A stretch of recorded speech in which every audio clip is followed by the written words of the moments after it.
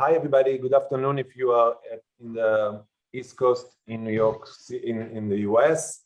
My name is Oren Pizmoni-Levy. I'm an associate professor at Teachers College, Columbia University, and I'm the director of the Center for Sustainable Futures. It is my honor to host this third webinar as part of our programming for Climate Week New York City 2021. This one is titled Climate Change Education for All. For people who are attending this webinar, I don't think I need to say much about climate change.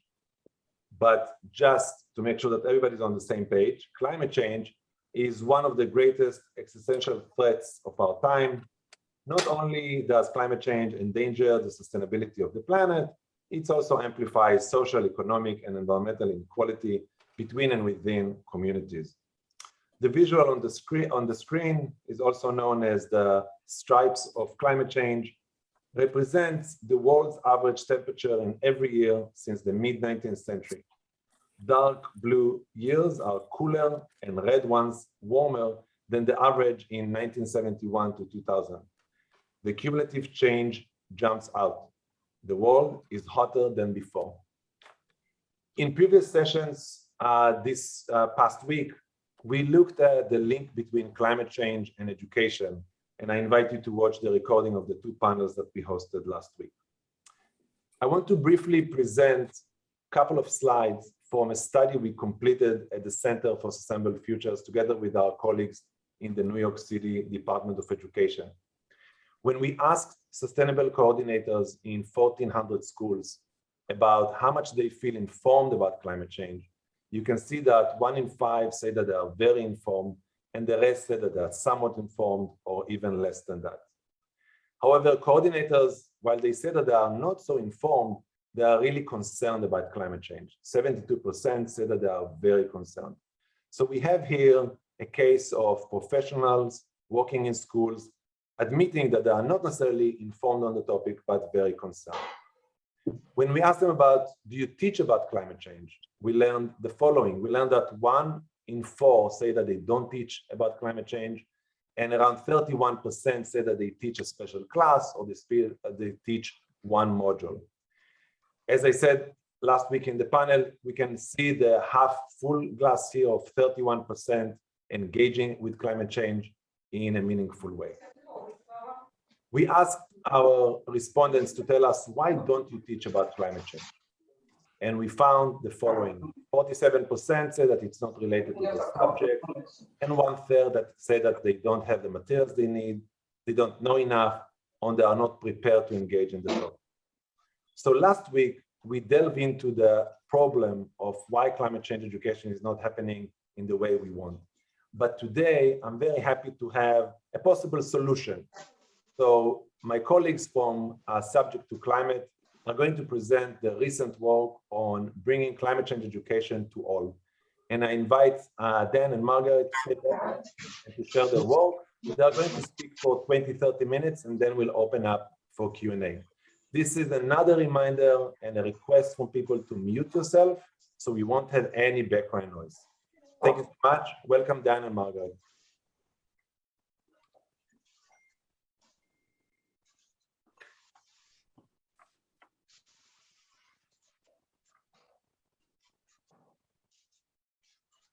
Well, Oren, thank you for that wonderful introduction, and it's an honor to be here with Columbia University this afternoon if you're on the East Coast. So I'm here representing Subject to Climate. I'm here with my colleague, Margaret Wang, and we're here to tell you a case study of teaching in climate change, and I'll tell you a little bit about my background. I'll tell you about our organization, Subject to Climate, and then we'll look at some lesson plans as well. And then if you could, in the chat, just type which of the areas, elementary, middle, or high school in a subject area, if you are currently a teacher, just so we can get a sense of kind of where everybody is. That would be awesome. So I am the Chief Content Officer at Subject to Climate, and Margaret is here as tech support. She is our Chief Operating Officer. What I do at Subject to Climate is I'm in charge of content. And so basically spending a lot of my time scouring the internet, finding the best stuff to teach about climate change. deciding what's good for the site, deciding how to display it. And that's my main role. I've been a classroom teacher for 11 years, mostly middle school and mostly humanities, although I've taught elementary and middle and high school, English, math, science, history. And I care very deeply about climate change and climate justice. And that's why I find myself now working full-time with the subject of climate and not being in the classroom for the first time after 11 years. And I love my gig and love the organization. And Margaret, perhaps you could say a few words too.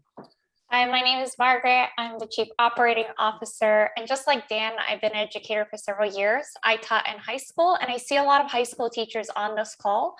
And I taught economics and history. And I see a lot of non-science teachers also on this call, which is why I'm very excited about this presentation today, because we want to really talk about how to integrate climate change into all subject areas. And so this is an experience that Dan and I have had the pleasure of doing in our classroom, and through Subject to Climate, we hope to bring it to you. Super, thanks, Margaret. So again, in the chat, when you think of climate change teacher, who do you think of? Who are climate change teachers? What are they like? What is their background? To which types of students are they teaching? What first comes to mind visually, and then sort of in your experience, who teaches climate? And so as those roll in, I will continue going as we have our as you give us some of your feedback here. And so really the goal of our organization is for climate change to be taught across all subject areas for all children across the whole world, nothing short of that. And that's really hard. And it's really hard for a lot of reasons. And so here are 5 reasons, although there are more. Low teacher confidence. And this could be anything from, not understanding the science that well, to a case study of a teacher who just started believing in climate change, right? And so they're just not confident. Second would be lack of time. And that's a lot of what my job is at Subject to Climate, is doing that deep dive into the tangled labyrinth that is the internet to find the best stuff so that teachers don't have to. Third, we have our inflexible curriculum, right? So it depends, again, what type of school you're in and a lot of other situations, but if the curriculum can't change, then that's difficult, or can't be adapted, then that's difficult. It's a controversial subject, whether we like it or not. And so some teachers don't want to touch it, and we understand that too. And then lastly, inaccessible resources. Some things are behind paywalls, and that's one of our missions at Subject to Climate, is for everything to be free. And that matters a lot for equity as well. And so these are some reasons why it's not being taught everywhere. And so, here's a case study, right? And so what I taught mostly for my career for 11 years was mostly 6th grade and mostly history and mostly ancient Civ, right? So it was Mesopotamia, Egypt, Greece, Rome. And another reminder, if you could please mute yourself, that would be awesome. Thanks very much. Is that, how do you connect mummification with atmospheric methane or ice sheets melting, right? It's really difficult. And my passion for climate change is, in my gut, I was like, I have to teach about this. I know it's a history class. I know that's how my school where I used to work was designed, this is a history class on ancient Civ. And so that was my problem, was a restricted curriculum. And so, what I did really was I adapted it and I connected it to current events. And so here's a map. And if you're unfamiliar with the Grand Ethiopian Renaissance Dam, it's a really large hydroelectric dam that's in Ethiopia. And it's just across the border from Sudan. And it's on the Blue Nile. And it's being filled, right? So it has been built for a long time now. And the Nile flows north, right? And so the Sudanese and the Egyptians don't want it to be filled, right? And they're worried about water scarcity, right? And the Ethiopians want to develop and lift people out of poverty, right? And so it's this really difficult political issue in this region. And really without water in this area of the world, people can't live. And that's what the reality of the situation is. And so what I did to adapt this lesson in this history class, in this humanities class, was I had these two guiding questions, and it was a modified SOL, where kids could decide what they'd like to pursue. And basically it was over 3 days where, they explored, they researched, they wrote a paragraph, and then they shared with their classmates. And it worked really well. And it was teaching climate change. Here's the impact: connecting historical events to current events, broadening their worldview and their thinking, and connecting it to climate change, and bringing that into a history classroom, and bringing those topics of water scarcity and resource allocation and, political stability. And how do we discuss these things, and how do we relate it to ancient history, and how do we talk about it in the modern context too? And so that's one concrete example of bringing climate change education into what seemingly was a very restricted history classroom. And so here's a bit more on our organization and a bit of the history. So Margaret is here, which is awesome. And Margaret and our two Davids were the three founders of Subject to Climate. They met at the Harvard Graduate School of Education, and then through the Harvard Advanced Leadership Initiative, they got together and formed the team and wanted to fill this gap of the internet and all these resources and all of these content providers and all of these things that are wonderful, but that next step, that connecting to those resources, where you're a teacher and next week you have to plan your stuff, and you don't have the time or the knowledge or all that kind of stuff to connect, so that heavy lift, you don't have to do that yourself. That we'll do that for you. And that's really the value of Subject to Climate. I joined the organization in February part-time as the school year was winding down, and then joined full-time after the school year ended in June. And so that's a bit of our history. And we launched in August. So we've just been live for about 8 weeks or so. August 1st, we launched.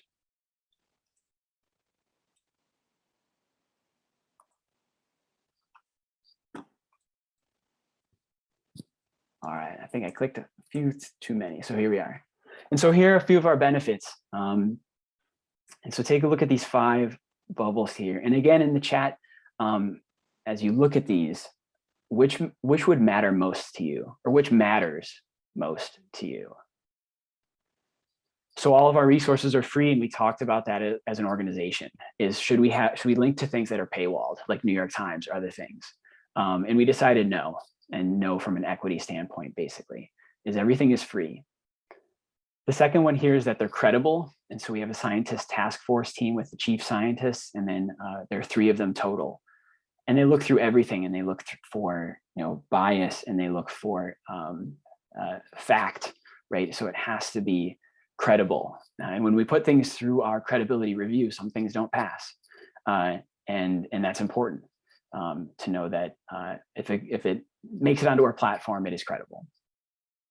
Thirdly, it's reviewed by teachers. So teachers, our teacher task force writes the synopsis and the teaching tips. We are for teachers by teachers to make it easy, as easy as possible. Easy navigation is the 4th one. So searching via keyword or a lot of other ways to search. And then finally, it saves time. And so those are our benefits of our organization. So we are a nonprofit online connector for all K-12 teachers to find resources. And so, what do we actually have? We have 2 main things: our resources and our lesson plans. And so our resources are individual items. And so here's a screenshot from our website.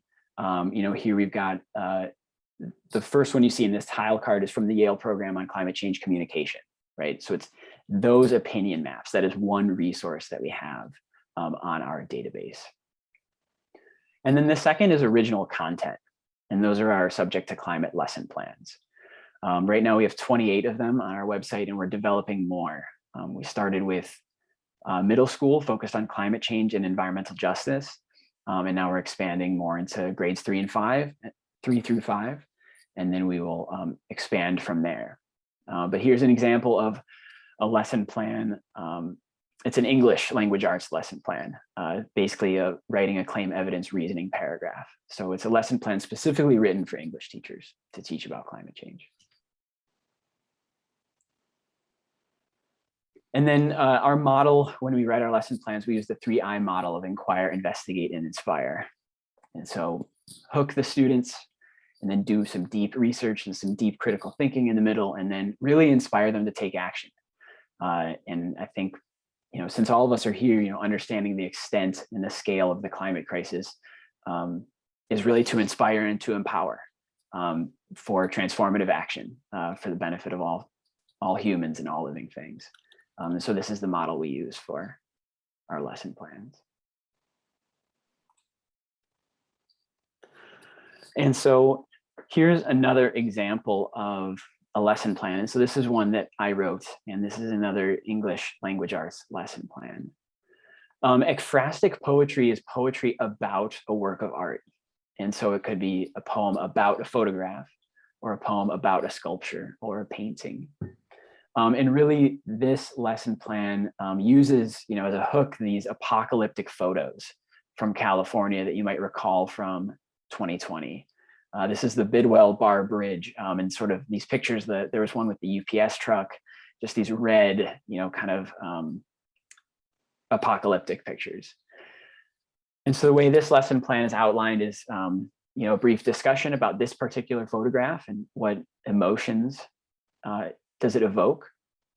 And then second, we have we partnered with Climate Outreach, and one of their resources is the Climate Visuals Gallery. And it's just really, really powerful photography. And so students get to pick one of the photographs and write a poem. And then the third I in Inspire is they share their poems with the rest of the class. And for our resources, we also have accompanying teaching materials, right? And so we use the Google Workspace such that it is as easy as possible for teachers who are using Google Classroom to distribute the information, to distribute the documents to the students. We became teachers. And so our marketing team created this as we launched. It's a minute long, and here's a bit more about our organization. So I hope you enjoy. We became teachers to make a difference in this world. What if you could discuss with your class real solutions for today's problems? Subject to Climate connects teachers with free educational resources. All of our materials can fit into your existing curriculum.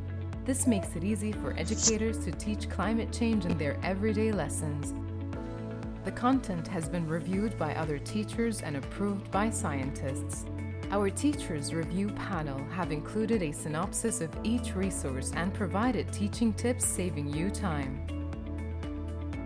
With hundreds of free resources available, teachers can find lesson plans, presentations, videos, and Google Doc worksheets that are easy to share on Google Classroom or use however you see fit. Our STC lesson plans encourage students to inquire, investigate, and inspire. Climate change solutions begin in your classroom.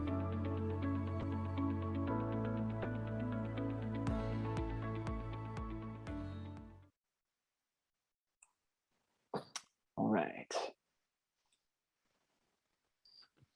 Great, and so we have a lot of things to share. We have a newsletter if you're interested in signing up to learn more about us as we have lots of updates. And let me go back one here too. And really, we have a user community on our website too, which is now sort of being built. Margaret has said a lot before, we're kind of like a Yelp for teachers. Where rating and reviewing is really, really a big deal. So the easiest way to kind of get involved is to browse our resources, and then if you use one in the classroom, is to rate and review it or to ask a question on our platform. And Dan, very quickly, since we have the time, should we click into subjective climate and show maybe how to like rate and review and also what the resources look like? Yeah. Absolutely, yeah. So let's take a look.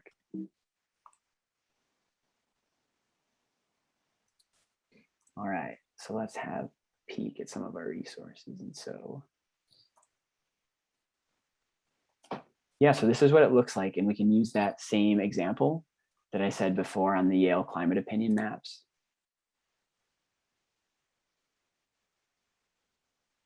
And so what it looks like, here's my edit button because I can do that, but this is what it looks like, right? So we have our synopsis, our metadata up here, our teaching tips, notes from our scientists, and then our accompanying standards. And then at the bottom, we have a place for writing and reviewing and for asking questions as well. So Margaret, thank you for that nudge to check out our site.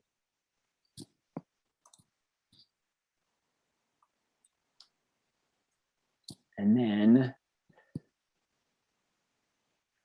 we're always looking for more members of our teacher task force, and our teacher task force is part of our team, right? And so Margaret, I think, is going to drop that in the chat. The paid part-time remote position, right? So we're looking for content developers and standard specialists and more. So if that's something you're interested in doing and contributing to our organization, please let us know. We'd like to meet. And finally, we are on social media, so you can find us here, and we're launching on TikTok soon. So please check that out as well. And that's it. And I hope that you enjoyed the presentation, and I'd be happy to field questions from everybody now too. And Dan, if it's okay, since again, we do have a little bit of time, is it possible if I can kind of walk them through a little bit of the website? Yeah, that'd be awesome. Okay, so I think that I'll quickly share my screen real quickly and then walk through the actual website. So Dan walked through a little bit how to, leave a review. I want to show you just the journey from the landing page, how you can get started right away. So you can definitely choose a subject that you teach. I saw in the chat earlier, a lot of people are teachers from different content areas. And so there's an opportunity to do just a quick search. I personally, by the way, as I mentioned, I taught economics, and I taught, you can choose topics or not. And then I taught 11th grade, and you can even do a quick search of what type of resource you're looking or not. And that'll take you to our quick search of resources. But from there, you can even narrow it down even more with keyword search. So if you're looking for competitive markets, for example, and grade level, as well as topics, regional focus, competencies, again, resource types, we have very many, and standards, because we know that restricted curriculum sometimes is what restrains people or constrains a lot of teachers from being able to teach outside of their curriculum. And so those give you those granular resources, and that's how you can search for it. You can also bookmark it. And again, all of this is accessible without having to create an account. And then as Dan mentioned, we also have our SCC lesson plans as well for you to integrate these resources into what you already teach. For example, I'm very excited that this one is a lesson plan that specifically shows students how to write a claim evidence reasoning paragraph. You look at the standards, very aligned with the Common Core writing standards, but it's about climate change as well. So we hope that giving you these tools will allow you to have resources to better integrate climate change into your everyday lessons. We have more features, and we definitely urge you to go to our website, and we're always here to learn more from everybody and all teachers.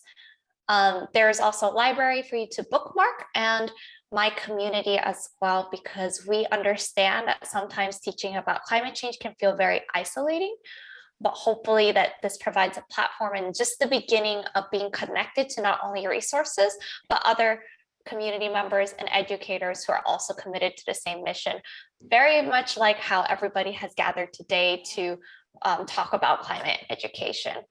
And so we really hope that you'll use the website, spread the word about Subject to Climate, and then also follow us and join our newsletter, because this is just the start. As Dan mentioned, we launched in August. And so that's about it. And so Dan, I guess I'll pass it over to you if there's anything to add, and then we can open it up for Q&A. Super, yeah, thanks, Margaret, for the detailed look into the website. Please type some questions into the chat. I see one from Jeremy that I will address. He asked, are they exclusively or primarily climate change, or do they or will they also address the other 8 planetary boundaries, including biodiversity loss, nitrogen cycle disruptions, and all that kind of stuff? That's such a great question. That's kind of that gray area where I exist, where basically if it's related to climate change, yes. If it gets too tangential, then no. You know, if sometimes I find stuff that's basically biology, you know, kind of like ecosystems and wildlife. And if it's not sort of closely related enough to climate change, then that's kind of where we draw the line.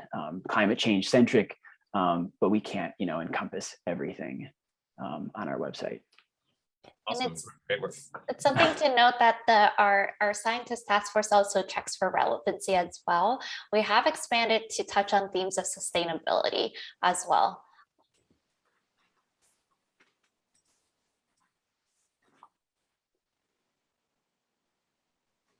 And Cheney, if I'm saying your name correctly, I see your question too. Yeah, I see the thumbs up. Cool. Yeah. Filtering for solutions-based resources versus doom and gloom. On our website in particular. Yeah, that's tough. As far as filtering, I would type in the word solutions. See, that would be the first thing that I would do. And that's probably where I would go from there. Yeah. Yeah. And Maggie, I see your question too. That's a great question too, justice. That was one of the things that I did right when I started working with Subject to Climate, was I was writing lesson plans specifically about environmental justice. And so there's a lot of stuff on redlining and environmental racism and cities and urban heat islands and rich communities and poor communities. And so if you browse through the lesson plans, that's a lot of the stuff that I wrote. So environmental justice is not tangential to what we offer and what we have right now. So justice-centered community youth problem solving would, yeah, that's something that we have and we do. And I would definitely add on that, for example, one of our content partners, ACE, previously known for Alliance for Climate Education, now known for Action for Climate Emergency, has a lot of great youth videos that center around environmental justice. And they're one of our main content partners because their resources, we do not believe are tangential. And because it is not just science, there are a lot of resources that can really be applicable to your civics course, your government course, for example, even economics as well. And I see Oren in the chat too. Maybe Margaret, you can speak to that research and development behind the website. Great, yeah. And so much like how Oren presented in the beginning of this webinar, that there are a lot of teachers. We did investigate why weren't teachers teaching about climate change. And whereas we probably didn't do the length that Oren did in investigating this question, we did talk to a lot of teachers. We conducted a lot of primary market research, interviewing teachers, trying to just going deeper into the barriers that they face. And as you saw in the slides, that we realized one of the barriers is that there's too much out there. We even did some usability interviews where we asked them, share with me your screen and how do you go about and even looking for resources. And a lot of times they'll end up on a couple of sites and they said, honestly, at this point, I would give up because it's not user-friendly. There's too much out there. And so we realized that was a problem as well. But we also heard a lot of teachers talk about how it just doesn't fit into their curriculum. So when we created this concept, we did a lot of testing back and forth with teachers. So we started with a concept, how does this look? And then we learned more continuously. So it is an iterative process where we get feedback, and we're still getting feedback from teachers. So that's why we're very excited if there's a call for educators to definitely contact us, follow us, join our newsletter, because we're constantly seeking feedback from teachers. Thanks, Margaret. Pamela, I see your question next here. Will the ELA standards eventually be shifted to next gen ELA standards? Yeah. Yes, that's the plan. Right now we have 5 sets of standards. We have NGSS, C3, and then Common Core ELA, Common Core Math, and National Core Art Standards. That's the goal. That's the plan. It's kind of a heavy lift actually right now. The standards, especially finding somebody who's really well versed in all of these standards to tag them appropriately so that it's accurate. But yes, the goal is to expand to include as many as we can. And then Margaret, librarian, you asked, from what angle is the best way to get climate change into your school? And I suppose it just kind of depends on the dynamic of your school. If there are any leverage points, administrators or teachers or who are on board. Science for sure is the easiest place to start, but bringing it into the humanities can be tough, especially if teachers have been teaching for a long time, or they running the same stuff from last year is really easy. And so, inertia is really strong in the classroom. Cool, natural classroom. Thank you, Amy, for sharing that. And Cheney, that's another good question too, sort of like leading toward action. That's our third I in our lesson plans. And really, we thinking globally again and sort of the scale and severity of the crisis. Yeah, acting. And that looks different for a first grader, doing nature show and tell, right? And saying, this is why I love nature. And that's the most important thing you should do for a first grader. And that's different for an 11th grader saying, we can help you organize if you want to.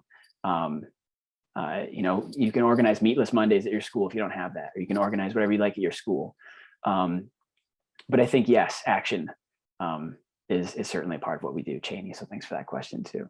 And there is a filter on our website that says topic, that says climate action. But Dan mentioned action does look different on different grade levels. So when you look at that filter, you might see like, this doesn't really look like action, but keep in mind action for 4th grade might be different than action for 12th grade, and we have to properly scaffold for that. So that's why you can then filter it even more. And Dan mentioned something about Meatless Monday and organizing different events on school campus. Climate Gen, one of our content partners, has a lot of these, for example, guides on how students can organize events in their school. So again, we see our resource database as something that you can use the filters to identify exactly what you need. And so working towards collective action, then that we hope that you'll be able to use the filters to find that resource.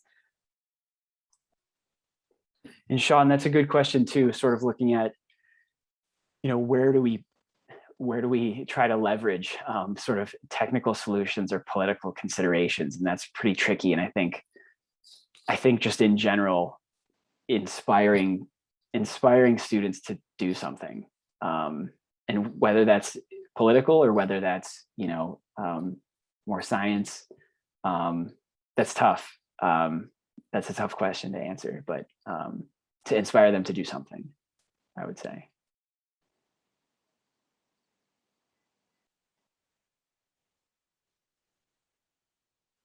Still kind of looking at a couple more questions here.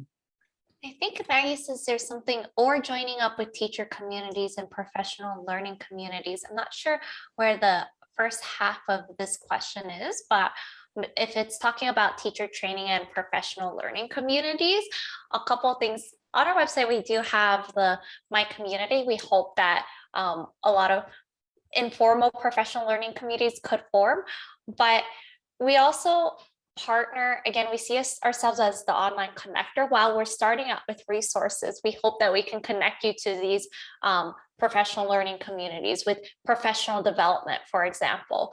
So joining our newsletter, you not only have some glimpses of our resources and climate news, we'll also share all the events from our content partners and also professional development opportunities as well. One of our partners, for example, is Presidio Graduate School, and they just opened a wonderful K-12 climate education PD for all subjects. And they talk about how to integrate that into your everyday lessons. And another thing is that they told, with this partnership, those in our teacher task force are able to access the PD for free. And so we also, if you're very enthusiastic about this, we urge you to sign up for a newsletter because you'll get opportunities like that. Again, we see ourselves as a connector. And then Cheney asked what you just mentioned an organization, Margaret. He said, what was that organization called? What was that organization called? Presidio. I'm going to type the information and a link to their professional development. Super. Thank you. And then next couple here. So Climate Week, I know Climate Week's in September, so that's really tough sort of getting things off the ground, especially managing COVID and all the other things that teachers have to manage.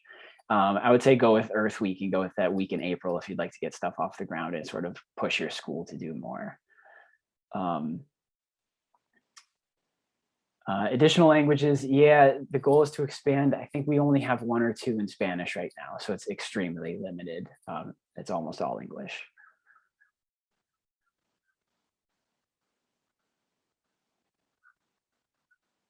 Cool. And I'm actually unfamiliar school level CAP. I'm not sure what that is.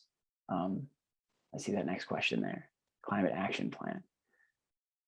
School level climate action plan. There are projects, school-wide projects that you can do. That's what we have. Like don't idle in your cars, when you're out there, and Meatless Mondays, and try to convince like a school board or whatever to get solar. So there's some broader, projects. If you go to project when you're searching, you can find stuff like that. Yeah, thanks for explaining that.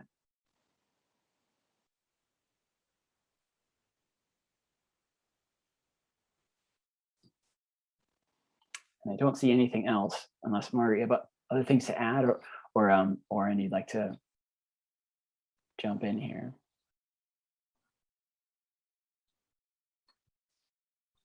No, this is all really great questions, and I'm just trying to see if we've missed any questions. I do see one that has just come in, and it says, do your activities take into account climate anxiety and climate trauma?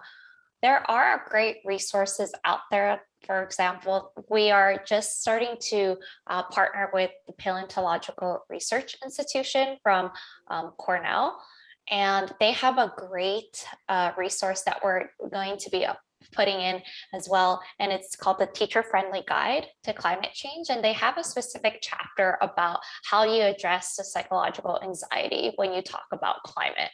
And so some of our resources help with that. There is, and I do want to take some time to note that in our resources, we do have teaching tips that might help with that if we identify that it's a lesson that might cause anxiety, or how to approach certain topics. I can try to find a resource like this, but I also wanted to quickly share my screen to address some of the questions that we're told. So even talking about, I'm jumping back to the previous question, when I did choose project, as I mentioned, Climate Generation has a lot of like school-based projects and action and how to guide students through it. And so if you just click on resources on projects, there are pretty great projects that students can do on a school-wide level. Solar on your school, lights out day, and school. This is really great for climate generation. School board resolution toolkit, and it provides action steps for students to present a pass as climate resolution through their school board. So there is a lot of great stuff out there. It's hard to find them if you're just searching on the website, but they're out there, and our goal is to make it easier for you to find it. I do want to address the fact about anxiety. I don't have the resource right now on here, but let's say if there were issues with how do you address, the psychological aspects. Maybe not for this resource, but what we do have is the teaching tips, which talks about, the positives, how do I integrate it? And Dan, maybe you could speak a little bit more how we structure teaching tips, because I know that's something that you're closer to. Yeah, definitely. So there are teaching tips about climate anxiety, both for our resources and for our lesson plans. And so when you approach things like tipping points and mass extinction, things that when kids hear about it appropriately at the right age, it can really hurt and can cause shock and sadness and despair and all these things. And I've taught before, and as a mentor, you have to manage those emotions. So we do have that both in our resources and our lesson plans. And then I also just want to acknowledge, and I'll drop this in the chat too, that just 3 weeks ago, there was this global study on young people and anxiety, and just, I don't know how to describe the results, overwhelming anxiety and sadness about climate change. And so kids and young people, we have to teach about this, right? I think it's our moral responsibility to teach about this, to meet them where they are, if they see this stuff in the news. And so I think that's one of the things we take on as an organization too. And it was really hard when I taught climate change. And, I'm teaching about Greenland, and I'm teaching about, permafrost melting. I'm like, these are, positive feedback loops. And I don't know what to say, but this is the truth. And, it's important to know, but it's really, really emotionally difficult for the teacher and for the student. So that's very important. And Dan, as you think through that, and maybe you might not answer this right now, but is there a specific STC lesson plan that that you can think of that might help address, or maybe the teaching tips? And I'll let you look at that as I answer the next question about that. So Sean, let's see, I saw Oren mention, what's next on your agenda in terms of further developing this tool. When we launched in August, we wanted to be a little bit more focused. So we really focused on middle school resources. And our goal is, as you saw with what Subject to Climate is, it's K through 12. Our goal really is to expand that to K through 12. And then we've noticed that in our resource database, that there's a huge skew towards earth sciences and sciences. And that's just representative of what's out there. For what we cannot find, we're hoping to create more of our original content, STC lesson plans, to make up for that gap in the lack of maybe art resources or math resources or English language art resources. So the idea is that's next in further developing this tool. And we would like to better guide teachers who are not science teachers on how to use the resources. That's very important, as part of our mission is to make climate change teaching and learning accessible to all teachers. All right, Margaret, I found one to share. Great.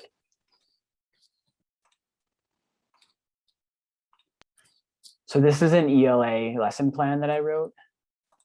So it basically looks at some of the impacts of climate change, and then the students write a claim evidence reasoning paragraph. And so here in our teaching tips, here's some of the language that I wrote, right? This shows some of the impacts of climate change, and some of these are difficult to hear. Students may feel these emotions. And then really, I think, leaning into this is right. Leaning into it and meeting the students where they are. So that's a concrete example of trying to coach teachers on managing climate anxiety and being good role models.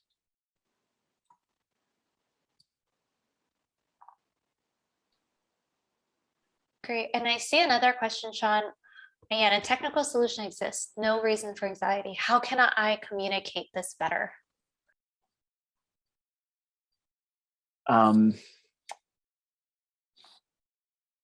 As a teacher, saying that the solutions already exist, we just have to implement them. How can I communicate this better? I don't know. Talk about the political. Yeah, no, I know it's a tough question. Talk about the political will necessary for the scale at which humanity must respond. I know, I can see your body language too, is that, that's hard. That's hard. And I think that's one of the reasons why we want to help teachers. And I think some of the lesson plans there, what's the best solution to climate change? I think doing the inquiry-based approach is sometimes great. And even if you look at our resources and look for climate solutions, there are a lot of solutions out there. But if you tell somebody about, as a teacher, if I tell students about, again, I'm going to go back to my domain expertise, that there's a lot of solutions to like economic problems. It's not as effective as students figuring that out, learning more about the different solutions that are out there, and understanding why some aren't implemented and what it takes to implement it. And then going back to this climate action plan, if students are seeing that they are building the skills to implement something in the school level, that helps empower a lot of students to connect that to the solutions. And that's why Subject to Climate exists, because you can't just teach about it in science courses, right? You might learn the technical aspects, but the empowerment aspect can happen in other courses as well. Especially, there's a lot of opportunity in social studies. Sean, I see your hands raised, and we can go to you, and then I see Oren's question next.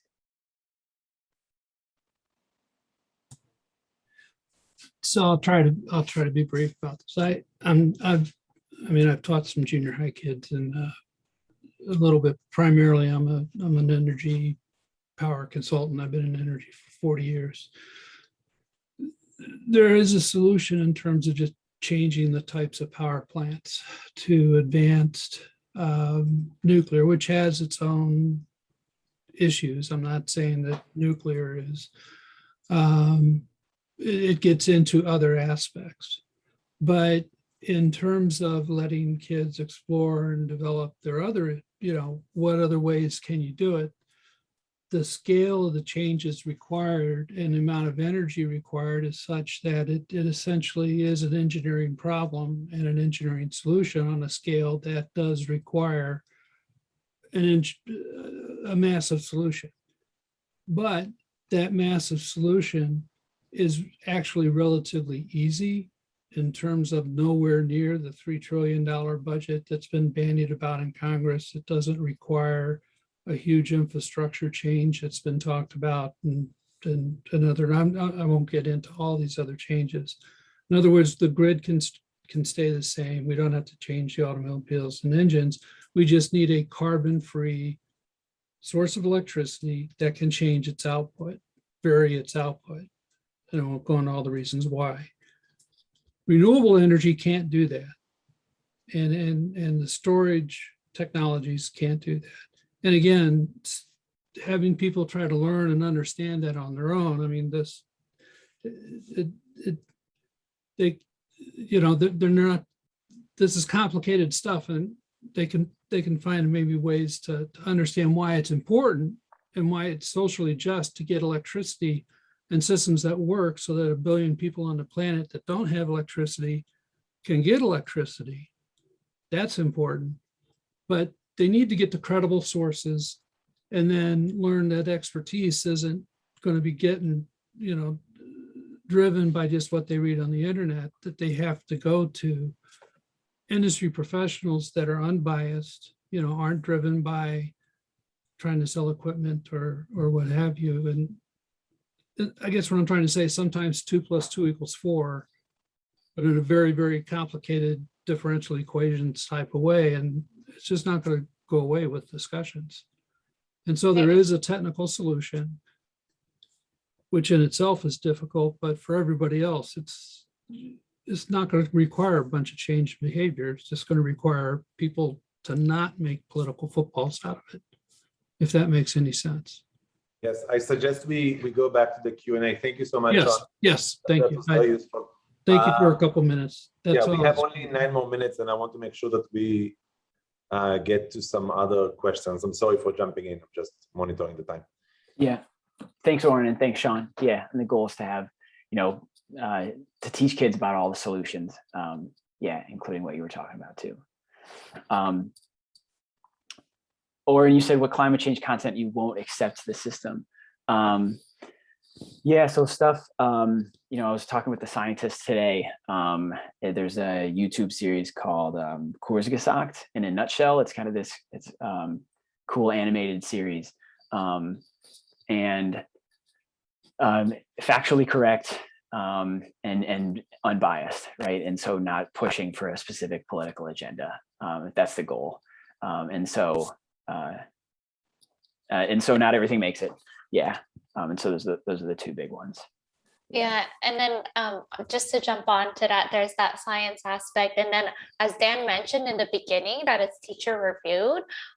We do have a teacher task force, and Dan obviously looks through it. He's our gateway. He's been a teacher for 11 years. And so it's one aspect to have, credible resources, but we've all been in that situation where we open a resource, or like, this is important content, but this is not something that's going to work in my classroom. It's just not engaging. My students aren't going to watch a 15-minute video, and they're not going to read 10 pages of scientific papers. So that's the second layer. Is it engaging? So it goes through Dan, and also teacher task force members look through it as well. Yeah, that's important, Margaret. Yeah, and I'll add on to that too, that if it's like clunky, if it's like hard to navigate, like all of those things, like as a teacher, if you see something, you're like, I'm not going to use this. Or you see like a before and after photo of a glacier from like 1930 and like 2006, like it's 2021. So like the glacier looks different now. So like if it's too old, right, there's this really, because the climate crisis is so fast, it has to be recent for it to be, for kids to want to see it and for teachers to want to use it. Amy, I see you're a debate club and climate justice and role play. That's really cool. We have another content partner called Climate Science, and it's stylized with no space in the middle. Maybe Margaret, you can drop that in the chat. They dynamite material. It's so good. And they have stuff on like role play and a lot of English stuff, comic strips and writing climate fiction. And so it's definitely a part of it too. So I highly recommend Climate Science, and all of those are being imported kind of as we speak from that provider. And then Oren, you said on indigenous knowledge and climate change too. I know we have, like Margaret was mentioning before, what used to be the Alliance for Climate Education is now Action for Climate Emergency, has great youth climate stories from indigenous activists. And they're really personal and terrific. And so as much of that content as possible to be on the platform as well. Excellent question. Oren, great question too. Sustainability plan. Yeah. So I started a spreadsheet called maintenance process. We just launched like 2 months ago, but like I said, with like the glacier thing, we have to do an audit, whether that's every 6 months or every year, and say, this is out of date, or this is like mentions, even if it mentions, Biden as the president, if he's not president anymore, is a robust maintenance process. And if you'd like to help me design that, let me know. But to remove stuff regularly that's out of date or out of touch or doesn't work anymore, or has broken links, or any of those issues. Yeah. Thanks. Maggie, I'll drop the climate voices, what I mentioned in the chat, and maybe Margaret, you can respond to budget finance stuff. Yeah, so we're a nonprofit organization. And so our goal, as we talk about equity, is really important. We know that once we have a paywall for teachers, that's going to cause a huge gap in who can access resources and who cannot. So we definitely don't foresee asking teachers to pay, but we're currently exploring foundation and grant opportunities, as well as hopefully now I understand that the administration is looking towards investing more in climate change in general and climate education. So we hope that we can get some government funding as well.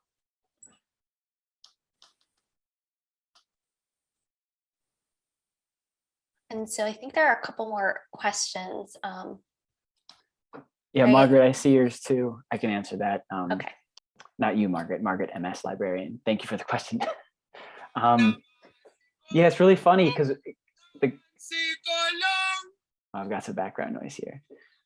It's really funny because our goal is to connect to resources. And then one of our biggest things we have to do is figure out filtering and keywords, because already, we have over 600. And so it kind of defeats the purpose if you get to our website and then it's like, great, now I have to look through this. Is for our filtering and keywords and tagging to be as accurate and simple as possible. And so, Margaret, I definitely hear that point. Sort of like even within our collection, we have like these are the best ones, within what we've got. But that's something we think about pretty much all the time too, is how do we connect to that specific thing that would be most useful as quickly and easily as possible. And one thing to do is, to note is that, the top lessons, you can definitely look at lesson plans and automatically it's categorized by the top ranked or reviewed. So that could be a quick search functionality. We do need more people reviewing because we just launched, but it's only to note that our STC lesson plans, we're in the process this month of changing how it looks like so that you'll be able to better identify the top resources for middle school.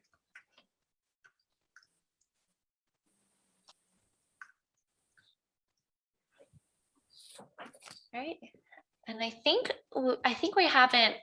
we've covered all the questions unless there's a question that I missed. I think we're good.